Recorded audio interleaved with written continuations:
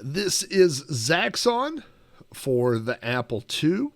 I believe this said when it booted up, I think it said copyright 82, but I'd have to double check that. I won't swear to that. I believe this is a game that we had on our Apple II when I was a kid.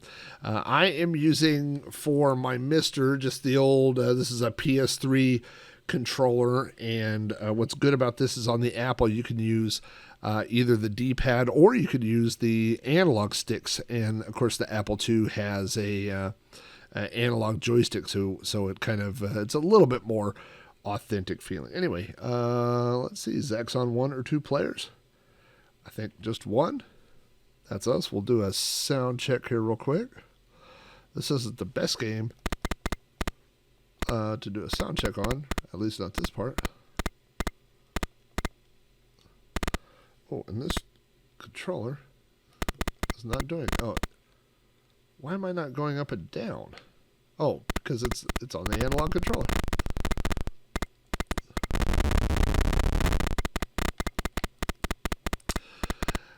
The Apple II is it's a fun machine. The colors, once you get used to the color palette, it's not bad. You'll see a lot of blues and oranges, and black and white in games. You'll see a lot of greens and purples. What I like to do in this so that we just went past the first one, I like to sit kind of here in the main.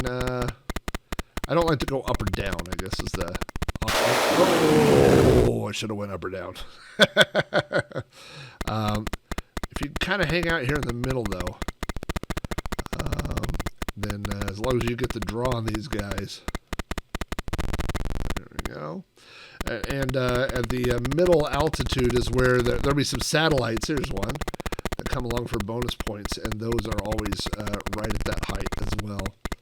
So, oh, look at that. Oh, was that Saturn? I saw Saturn there in the background. Very Zaxxon-y. This was, I wish I remember the trivia. I did a podcast about Zaxxon and the, let's see if I can squeeze through there with the, it's not, the joystick is self-centering, so when you let go, there's a spot where there's a it goes right to the middle of the high and low and right to the middle of the screen. So it's kind of it's easier to kind of dive through those openings because holding it is impossible with this controller. So of course, Zaxxon, you got your that's the middle. It's hard. That's very difficult to do. I think if you were, let's see if I could just hit the button and restart that. If you had a normal Apple joystick, I don't know if it would be easier to hold your altitude, but on this, through the MiSTer and the way all this is configured, like I said, with it centering back on there, that's a tough to hold that specific altitude. The easiest way, I'm sure, if you've never played Zaxxon, to gauge your height is, you have that height meter over on the side, but you could use your bullets and shoot the wall. So if we're bouncing the bullets off the wall, I could see what my height is and know that I'm high enough to clear, one of those walls. There's lots of there were lots and lots of ports. Oh, I just got ported all the way to Neptune. Lots of ports of Zaxxon. This is actually, for an Apple II game, this was really, really good. If I had bought this, I would have had no complaints, especially from all the different things, that are on the Apple II. I think this looks and sounds really good. Oh, look at that. Got the bonus. There's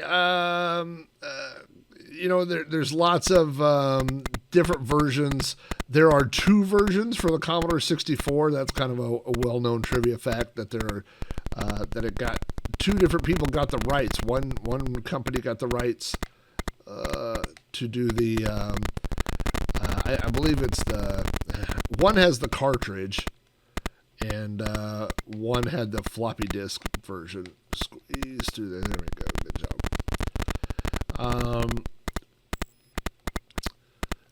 And then, of course, we have. It's so hard. It's hard to, like I said, just to hold any level.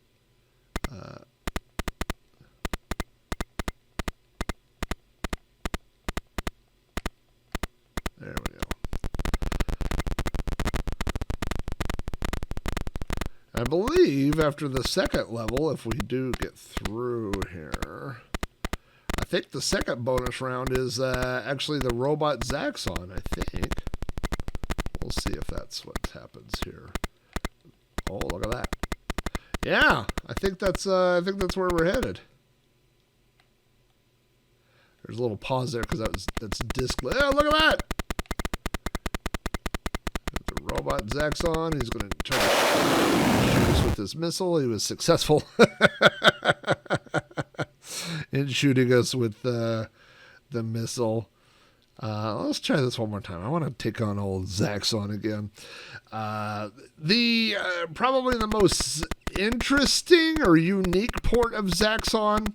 There's a couple that I would call out for being interesting and unique. One is the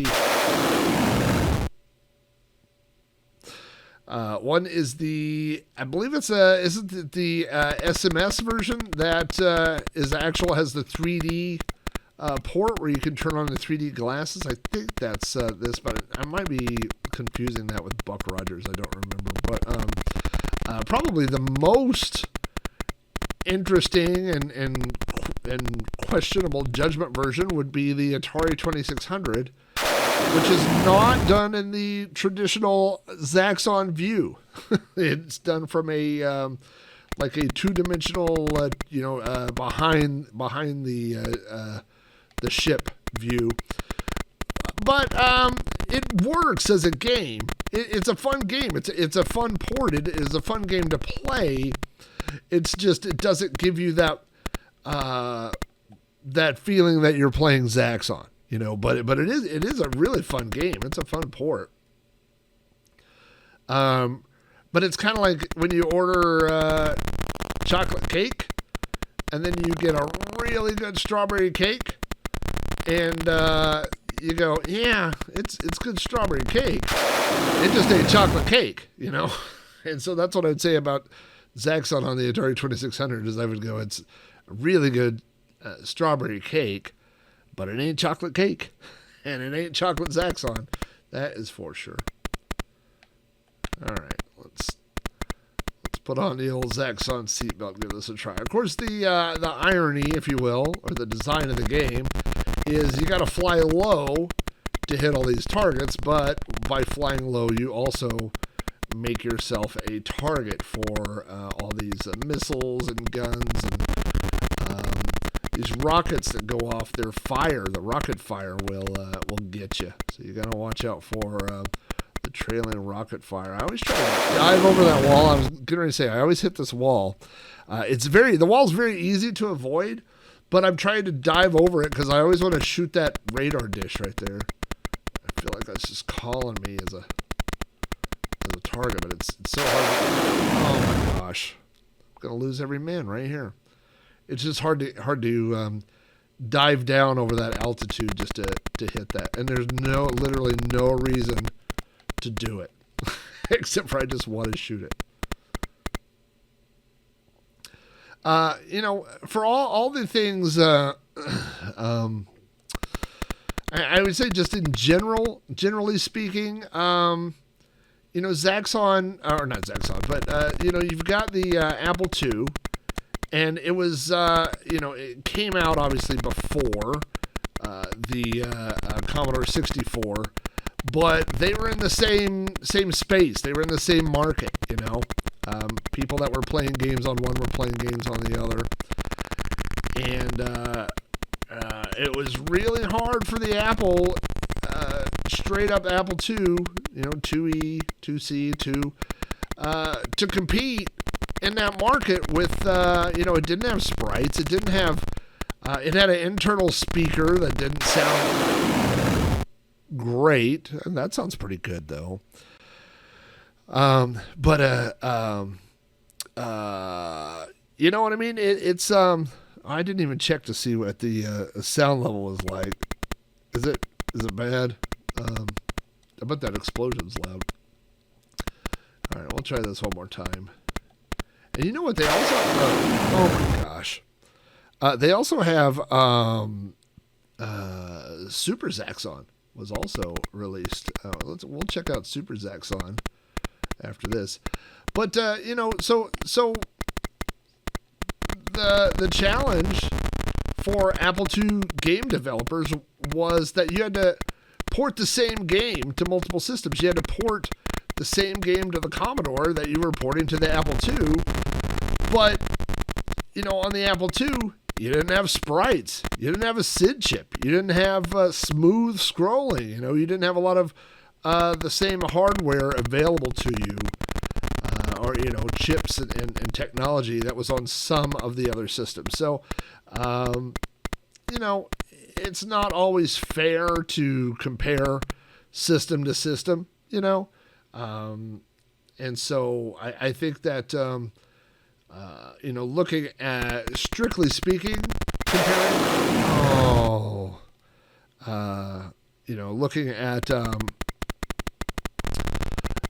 Apple II games and Commodore 64 ports, almost always, you know, the Commodore 64 version is going to look better and probably sound better.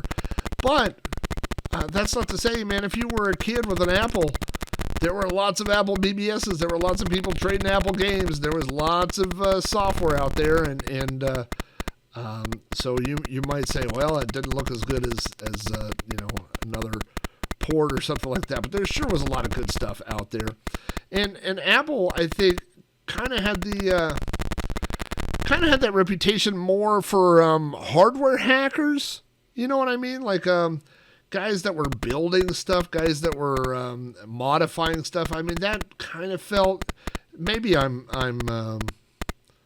putting my own personal memories or personal spin on things, but it kind of felt like that to me. Like, you know, a lot of the early hacker guys were Apple II guys. You know, a lot of the early BBS guys and BBS hackers and stuff like that were kind of Apple II guys. So it kind of seemed like that was a bit more of that scene on the Apple II. But again, that could just be, you know, my personal memories. That might not be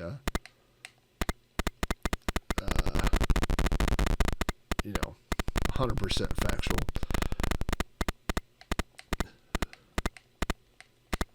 But you know, there's a lot of things like that too, where people generalize stuff, and it's not true. Like, you know, people will say like, "Oh, the only reason people have Commodore 64s were to play games." But you know, a friend of mine's mom ran an entire bowling league off of a Commodore 64. My wife worked at a print shop. Oh, here we go. Here's Zaxxon. This is our second and final chance to take on Zaxxon the robot. I gotta remember, I think I gotta hit him in where the missile comes out. Is that right? I guess we won't know.